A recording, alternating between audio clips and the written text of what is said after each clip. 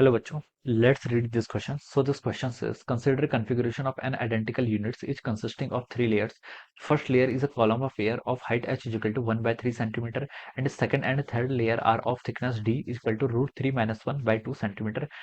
And refractive indexes आपको कितने दे रखे हैं root of 3/2 and nu two कितना दे रखा है root 3 respectively. A light source O is placed on the top of the first unit as shown in the figure. A ray of light from O is incident on the second layer of the first unit at an angle of theta 60 degree to the normal. For a specific value of n, the ray of light emerges from the bottom of the configuration at a distance L is equal to 8 by root 3 centimeter as shown in the figure.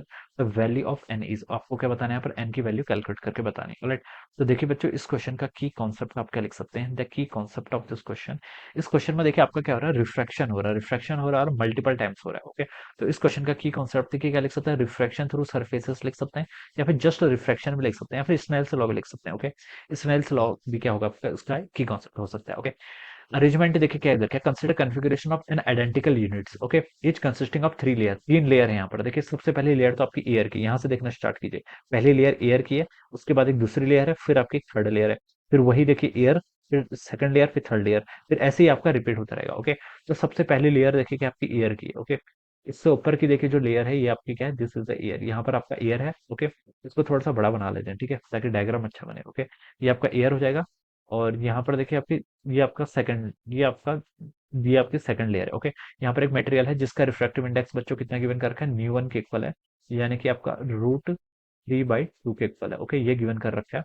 और third है यहाँ पर. Okay, ये कितना given कर रखा है, इसका रिफ्रैक्टिव इंडेक्स आपका रूट 3 के इक्वल यहाँ पर गिवन कर रखा है. ओके, ये आपको सब क्वेश्चन में गिवन किया हुआ है.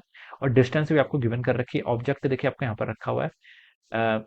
The first layer is a column of air of height h is equal to 1/3 centimetre. Okay, यहाँ पर है. ओके, और ये हाइट बच्चों यहाँ से कितनी वैल्यू दे रखी है आपको, ये आपको 1/3 सेंटीमीटर के इक्वल दे रखा है. ठीक है, 1/3 सेंटीमीटर गिवन कर रखा है. Okay, second and third layer, ठीक है, डिस्टेंस d आपको कितनी गिवन कर रखी है, थर्ड लेयर ये आपको यहाँ से यहाँ तक की डिस्टेंस भी बच्चों क्या कर रखी है, गिवन कर रखी है. और इसकी वैल्यू बच्चों कितनी है आपकी, d इज इक्वल टू बच्चों कितना लिख सकते हैं, रूट 3 माइनस 1/2 सेंटीमीटर के equal. Third layer of equal thickness. Okay, इसकी थिकनेस भी बच्चों इतनी होगी, कितनी होगी आपकी, डी इक्वल टू, ये भी आप लिख लीजिए, रूट 3 माइनस 1/2 सेंटीमीटर. ओके, ये आपको यहाँ पर क्वेश्चन में इतना डेटा गिवन कर रखा है. Okay, a light source O is placed on the top of the first unit, यहाँ पर आपका लाइट सोर्स रखा हुआ है, is incident on the second layer of the first unit at an angle of theta is equal to 60 degree from the normal. Okay, normal से 60 degree पर क्या हो रहा है, इंसिडेंट हो रहा है. ओके, तो ये यहाँ से देखिए आपकी रे ऑफ लाइट पहली वाली ऐसे आई. ओके, और ये आपका देखिए 60 डिग्री का एंगल बना रही है. कितना एंगल बना रही है, 60 डिग्री का विद द नॉर्मल. ये आप क्वेश्चन में देखिए गिवन कर रखा है, ये आपका 60 डिग्री का एंगल है. Okay, for a specific value of N, the ray of light emerges from the bottom of the configuration at a distance L as shown in the figure. Okay, यहाँ से देखिए as shown in the figure में, देखिए figure में show कर रखा उसने, यहाँ से लेकर यहाँ तक देखिए ऐसे बहुत सारे कॉन्फ़िगरेशन. ओके, अब मान लीजिए रे ऑफ लाइट आपकी यहाँ पर से निकल ली है. ओके, इसके बाद आगे का और कॉन्फ़िगरेशन का तो हमें बताना है कि टोटल कॉन्फ़िगरेशन यहाँ से यहाँ तक की डिस्टेंस बतानी है एल. ओके, बताना है कि कितने एन ऐसे अरेंजमेंट होंगे सच दैट ये डिस्टेंस देखिए किसके इक्वल हो, आपकी 8/√3 सेंटीमीटर के इक्वल हो. ये आपको यहाँ पर बताना है. ओके, तो पहले हम क्या कर लेते हैं, देखिए एक यूनिट से देखते हैं कि एक यूनिट से आपका कितना क्या हो रहा है, डिस्प्लेसमेंट हो रहा है from the initial position. Okay, एक यूनिट से हम टोटल डिस्प्लेसमेंट कैलकुलेट कर लेते हैं, फिर वो क्या कर लेंगे, आपकी एन यूनिट्स इंटू एक यूनिट से displacement, it is equal to 8/√3 के इक्वल हो जाएगा. ओके, ऐसा हम क्या करेंगे, इसको यहाँ पर सॉल्व कर लेंगे. ठीक है, अब देखिए बच्चों, यहाँ पर लॉस ऑफ रिफ्लेक्शन लगानी, बेसिकली क्या होता है आपका, देखिए दो मीडियम है, यहाँ पर रिफ्रैक्टिव इंडेक्स क्या है आपका, एयर है, तो एयर का रिफ्रैक्टिव इंडेक्स देखिए पहला आपका पहला रिफ्रैक्शन यहाँ पर होगा, इसको मैं फर्स्ट रिफ्रैक्शन बोल देता हूँ. यहाँ पर आपका सेकंड रिफ्रैक्शन होगा, रिफ्रैक्शन होगा. ओके, फर्स्ट रिफ्रैक्शन के करस्पॉन्डिंग देखिए क्या लिख सकते हैं, एन, एयर का रिफ्रैक्टिव इंडेक्स कितना है 1, एंगल कितना है 60, तो हम लिख सकते हैं n1 sin 60, एयर का refractive index 1 into sine of 60, it is equal to, ये किसके इक्वल होना चाहिए आपका, n2.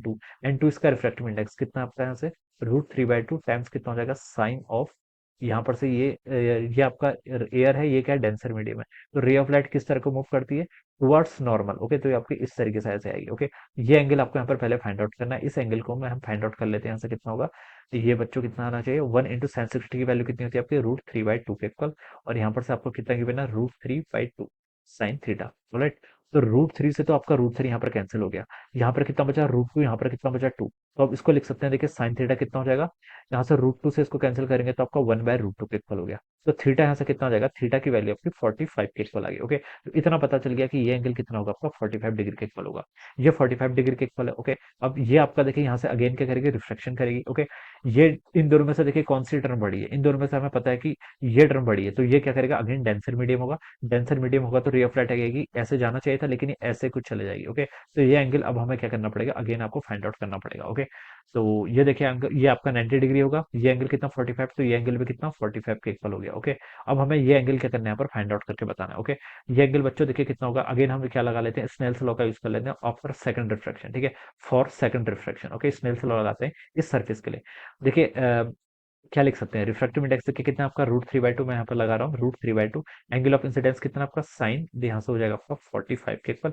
It is equal to, इस मीडियम का रिफ्रैक्टिव इंडेक्स कितना है √3 इंटू क्या लिख लेंगे आपका साइन ऑफ जो आपका फाइनल एंगल होगा, इसको हम थीटा डैश बोल देते हैं। ओके, तो ये कितना हो जाएगा यहाँ से आपका √3/2, साइन 45 की वैल्यू कितनी होती है आपकी 1/√2 के इक्वल, और ये हो जाएगा आपका √3 time sine of theta dash. इसको हम यहाँ से ऐसे लिख सकते हैं, यहाँ से √3 है, यहाँ पर भी √3 है, √3 से √3 कैंसिल, 1/√2, 1/2 कितना 1/2, साइन थीटा डैश कितना हो गया 1/2 के इक्वल।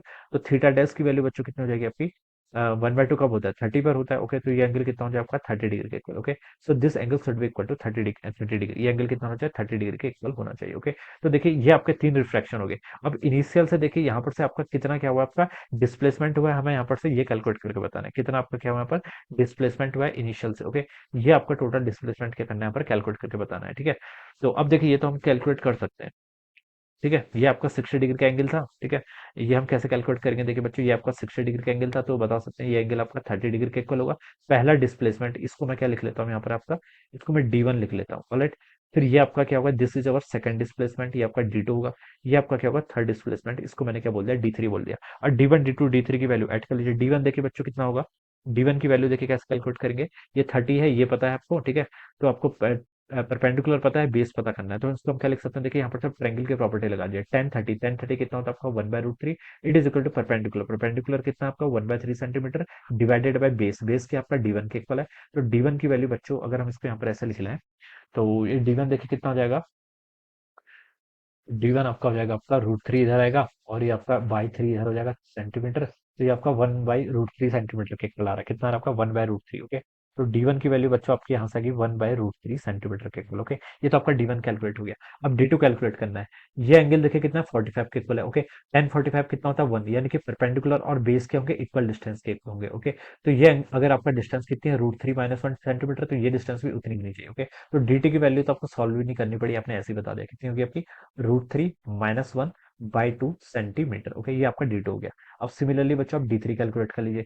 ये एंगल 30 के इक्वल है, ये डिस्टेंस आपको पता है, तो अब ये 10 30 से फाइंड आउट करते हैं। D3 देखिए कितना होगा, अगेन ट्रायंगल की प्रॉपर्टी यूज करेंगे। 10 30 कितना होता है आपका 1/√3, और ये क्या होता है आपका परपेंडिकुलर बाय बेस, परपेंडिकुलर कितना आपका D3 divided by base, base कितना होगा आपका √3 - 1/2 है, तो ये ऊपर आएगा, तो ऐसे 2 हमको ऐसे लिख सकते हैं। ऑलराइट, तो यहाँ से देखिए इसको थोड़ा सा बच्चों सॉल्व कर लेते हैं, तो D3 की वैल्यू कितनी हो जाएगी, D3 की वैल्यू हो जाएगी आपके यहाँ से, ये आपका √3 - 1 ऐसे रहेगा, डिवाइडेड बाय कितना हो गया आपका 2 √3 हो जाएगा। ओके, इसको अब आप क्या कर लीजिए, सॉल्व कर लीजिए। ठीक है, इसको अभी ऐसे ही रहने देते हैं। ठीक है, √3 - 1 डिवाइडेड बाई 2 √3 सेंटीमीटर। ओके, ये आपका D1 D2 D3 आ गया। अब D1 D2 D3 इन तीनों की वैल्यूज अगर हम ऐड करें तो कितना आएगा, इन तीनों को अगर हम ऐड कर लें तो यहाँ से हो जाएगा आपका 1/√3 प्लस आपका √3 - 1/2 के इक्वल, प्लस आपका √3 - 1 डिवाइडेड बाई 2 √3 के इक्वल। ओके, इन तीनों को अगर हम ऐड कर लें तो 2 √3 तो देखिए आपका नीचे कॉमन हो जाएगा, यहाँ पर √3 तो ऊपर आपका 2 हो जाएगा, यहाँ पर कितना आपका 2 √3, तो √3 से मल्टीप्लाई करना पड़ेगा। √3 इंटू √3 कितना हो सकता है 3 के इक्वल,